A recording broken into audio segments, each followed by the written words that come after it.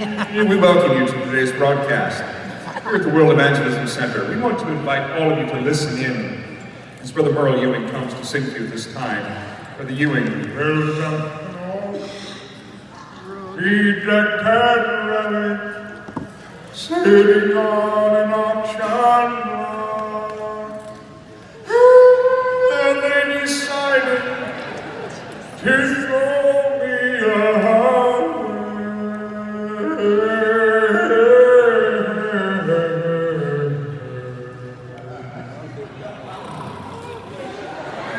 Brother Ewing. The auctioneer said, "Who will take you?" The room grew quiet and still.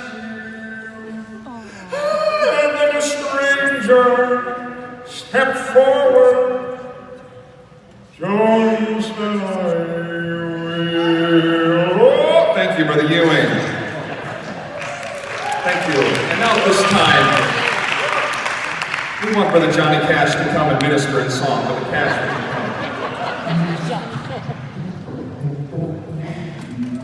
I keep a close watch on these things of mine.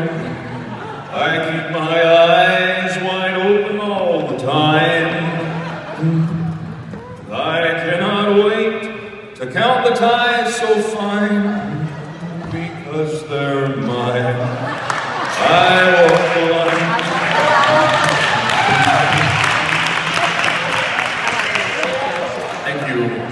Thank you, Brother Cash.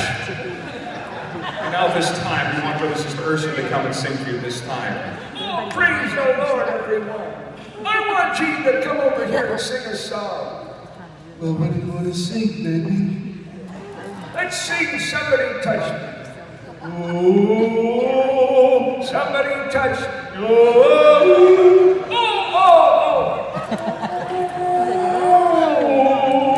Somebody touched me, and I know it was the Lord. it was my Lord. Thank you, Brother Sister Ursula. And now this time, Brother Fred Hyde of the Spirit of Freedom Ministry, Brother Hyde, will you come? My name is Fred Hyde, and for 12 years of my life, I was an alcoholic. For 7 years of my life, I sang in the honky tonks. I was born as a child with a large family. Since many of us played and sang instruments, we called ourselves a Happy Hyde family. I did not realize when I took that first drink at the early age of 2.5. My life would snowball down a slippery slope. I found myself on the bar stool, and one time I looked over at the man next to me and I said, "Brother Linder."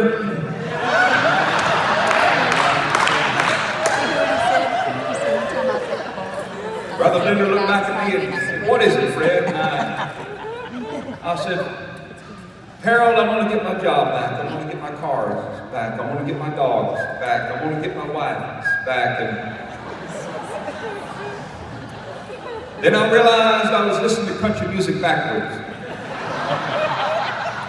And I looked over at Brother Linder and I, "Brother Linder, when you toke a Smurf, what color does it turn?"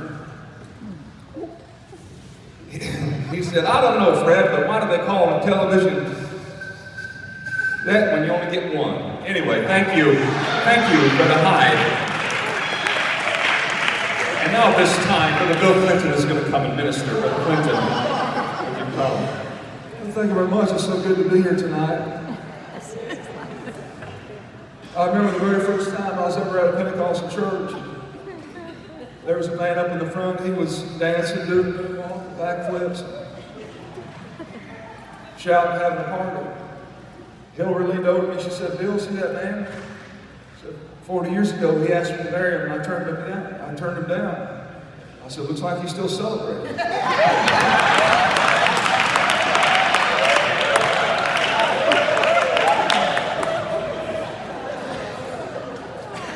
Good to see Brother Dwayne Langford here.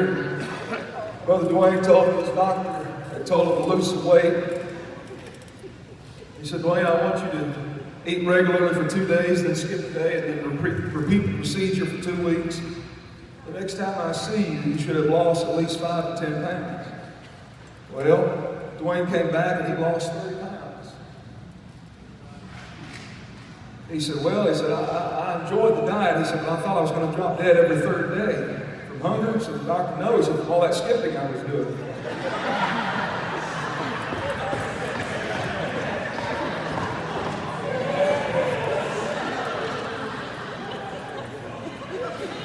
As many of you know, I haven't always had the best luck in relationships. One time I almost had a psychic girlfriend, but she left me before we met. Brother Watts here has been a great help to me over the years. He said, Bill, he said, I never kissed my wife until we were married. What about you? I said, I'm not sure. Did your wife grow up in southern Arkansas?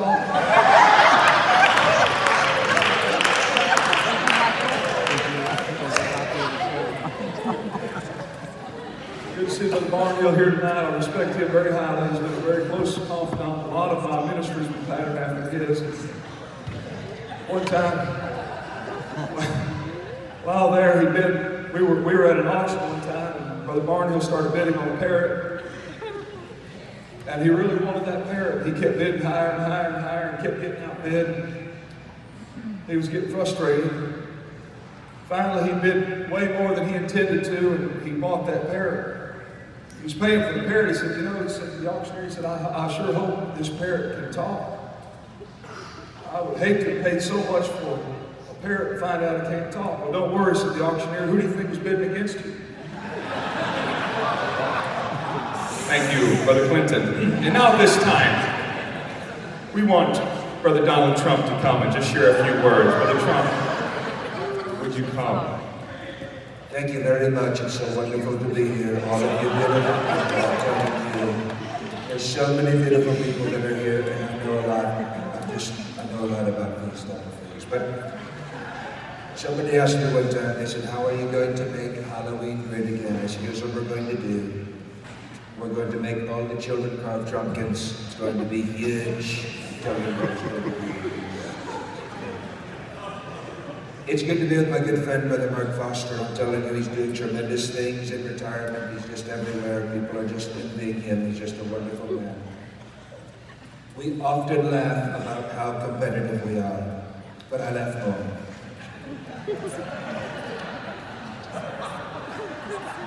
You know, somebody told me here in North Carolina that doing a good job around here is like spilling hot coffee all over a dark soup. You get a warm feeling, but nobody else notices. Somebody told me if you can pastor in North Carolina for 1 year, you're a good man. If you can pastor in North Carolina for 5 years, you're a great man. If you can pastor here in this district for over 40 years, you're married to Linda Helms. That's all I'm going to say. Thank you.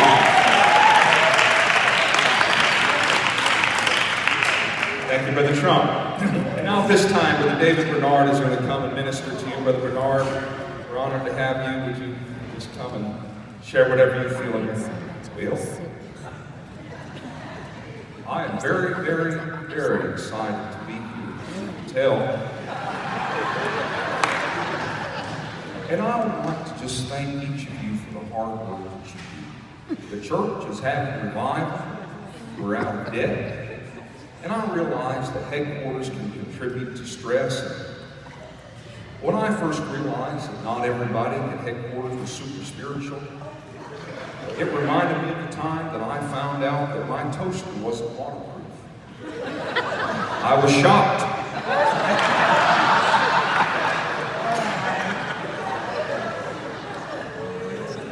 Someone asked me one time if any of the people at headquarters suffer from insanity. I said, no, they all seem to enjoy it, actually. But it is wonderful to be here today. And I would just like to say thank you to everyone who's contributed so much. God bless you. Thank you, Brother Bernard. And now at this time, Brother Jeff Arnold is coming to minister. Brother Arnold, Well, how you doing, you bunch of slime bags? I'm going to save you 42 years of Bible school with this next statement. Why do kamikazes wear flight helmets? Huh? Yeah, you missed it. Let me try it again. You know, one time I was with Sister Evelyn Marshburn, and some lady Sister Marshburn was preaching at our church, and some lady came up to me and said, Sister Marshburn, I really just feel like I need to repent of my lying and lay my tongue on the altar. Sister Marshburn said, sure, lady, but the altar's only 30 feet long. Thank you, Brother Arnold. And now this time, Brother Brian Kinsey, come, minister. Well, praise the Lord, everybody. There's something very beautiful about this place, and I remember the Hebrew scrolls that I found in the backyard.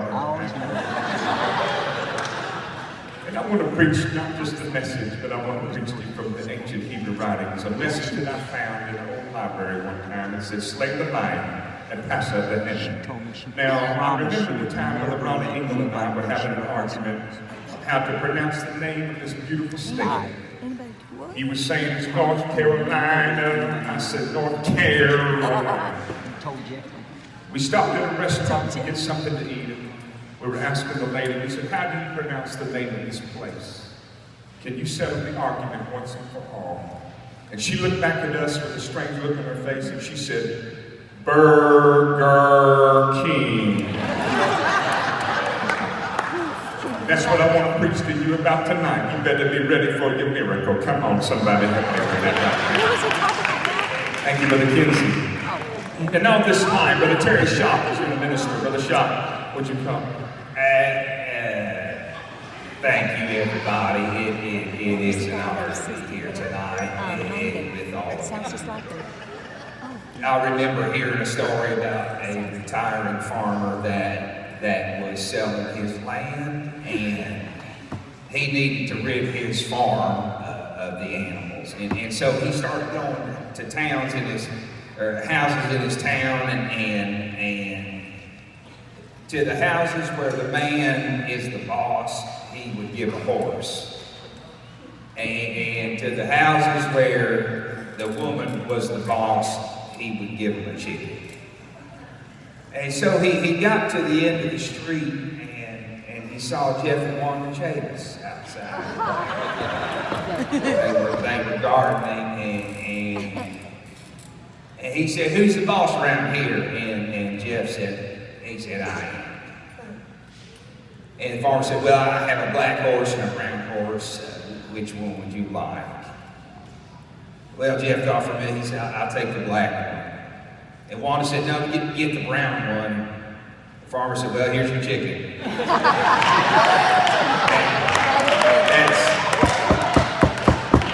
That's Thank you, Brother Shock. And now at this time, Brother Charles Mahaney is going to come and minister. Brother Mahaney, would you come? Well, hallelujah. This is Charlie Mahaney. Hallelujah. Walking down the streets of Jerusalem last week eating a bucket of fried chicken. Hallelujah. Ran out of chicken, so I started eating the bucket. Hallelujah. This beautiful woman came running up to me. She had beautiful long black hair streaming down from her armpits, and she said,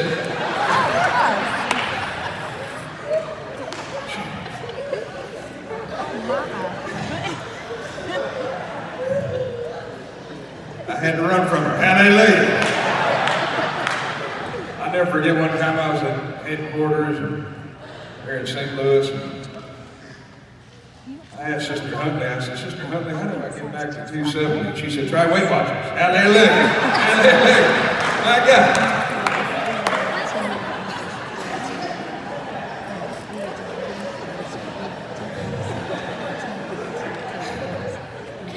Every time I dated a girl, she looked too bright. She got stuck in an escalator for 3 hours when the power went out.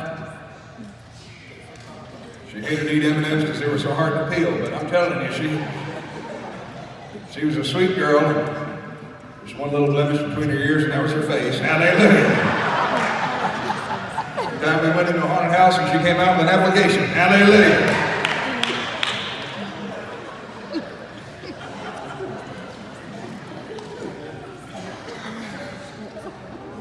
Time my wife and I were in the lobby of the hotel, a young couple came in, newly wake up.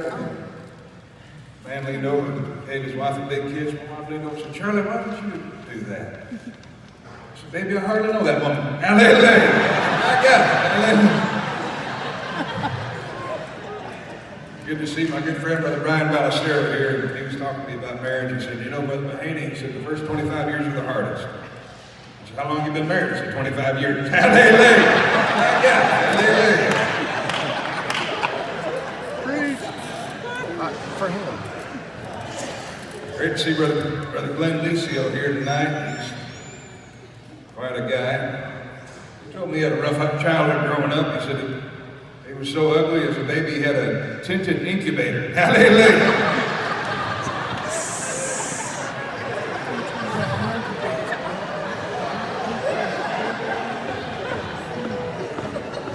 He was a Breechburg baby. He came out, the doctor said, look at that big smile. Hallelujah! He said his childhood was pretty rough. When he was growing up, he was the next door kid's imaginary friend for about 5 years. Parents didn't take too kindly to him. His bath toys were a toaster and a radio. Hallelujah! Said his neighborhood was so bad they tore it down and built slums. Hallelujah! He said it was a tough life growing up. He said he was 4 before he knew he had fingers. And one time his mom told him his shoes were on the wrong feet. He said, you can't fool me, Mom. I know these are my feet. Hallelujah! He said first grade was the best 5 years of his life. Hallelujah! He said when he was a boy, he had a disease that required him to eat dirt 3 times a day in order to survive. It's a good thing his older brother told him about it, otherwise he'd have never known. Hallelujah! One year he broke his leg raking leaves and fell out of the tree. He told me he was playing in a snowball fight one time and he couldn't figure out why the snowball kept getting bigger. Then it hit him. Hallelujah! Hallelujah!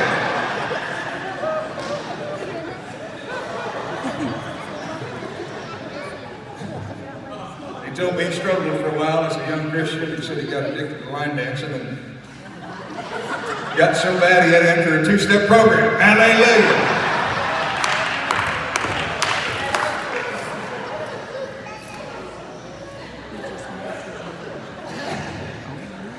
He said one day when he was out in the backyard, his next door neighbor was cutting up onions. And he said he bawled like a baby. Onions is a good dog. Hallelujah! Hallelujah!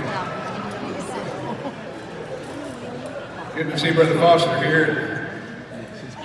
Brother Foster's telling me about Louisiana camp meeting. He said one time they had a man who came by to apply for a position as a bell ringer there at the Louisiana campgrounds. Both of his arms were in full plaster cast, but he wanted the job. Brother Foster said, well, I said, I don't know what you can do, but sure enough, you can try it. So he climbed up the bell tower, and the man ran toward the bell and hit it with his head. Hallelujah! Brother Foster said, you're hired. Hallelujah! Well, the next day he went to ring the bell and he tripped, bounced his face off the bell and hit the sidewalk below. And Brother Foster and Brother Hunter were walking by. Brother Hunter said, do you know this guy? Brother Foster said, no, but his face rings a bell. Hallelujah! Hallelujah!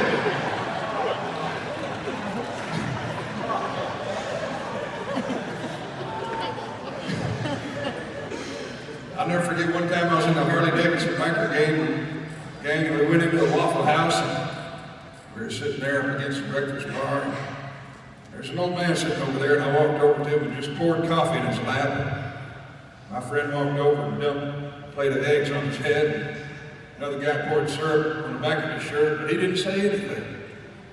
Finally, the man got up and left, and the waitress came over and gave us our bill. I said, you see what we did to that guy?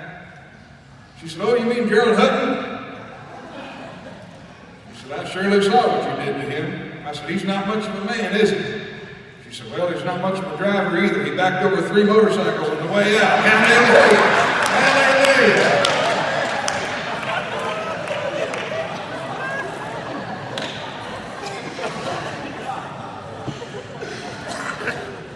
I'll never forget the time I was in St. Louis walking the streets. It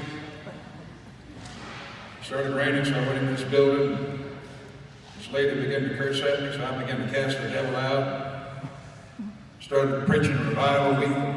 Spirits floated in there. We had 17 get the Holy Ghost, 5 backsliders prayed through, 14 baptized, looked around and realized I was in headquarters. Hallelujah! Hallelujah! Hallelujah.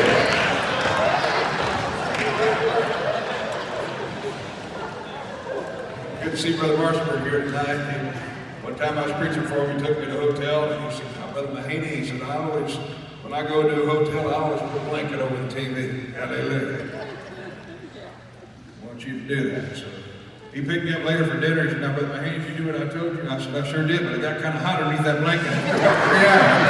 Hallelujah. Thank you, Brother Mahaney. And now at this time, our final guest with the lead Stone King is coming and ministering at this time with the Stone King. Praise the Lord, everyone.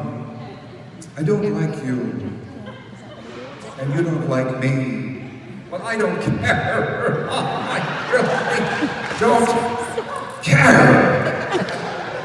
About a week ago, I was in India with a schism, and we were preaching a singles conference, and while we were there, we saw Brother Linder.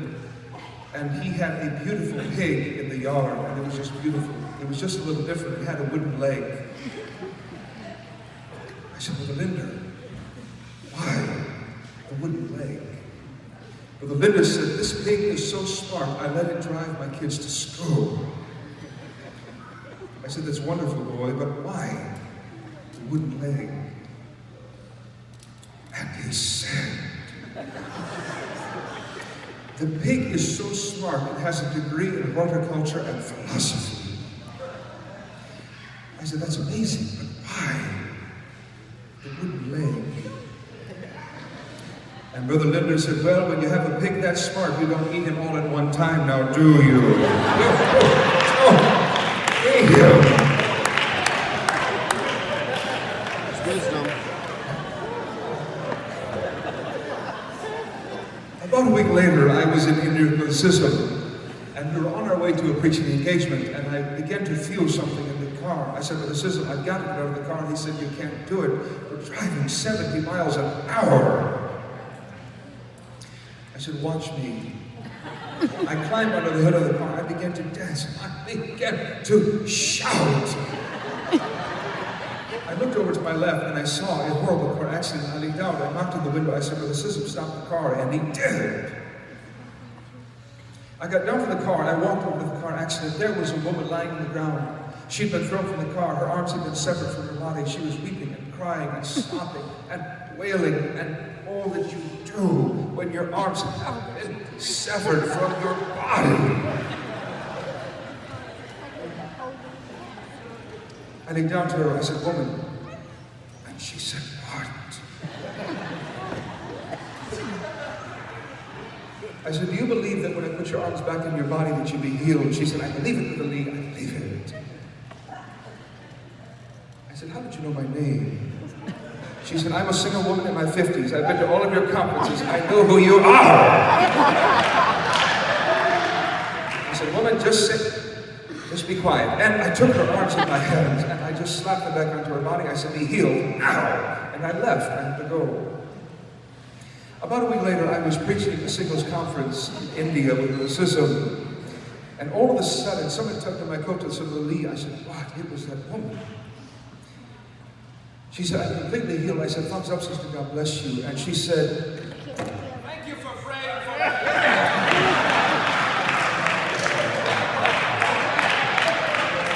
Thank you to the Stone King, and may God bless all of you this wonderful day. Sister Ursula, close us out. Behold, the fields are white, it's harvest time. God bless you. Thank you so much.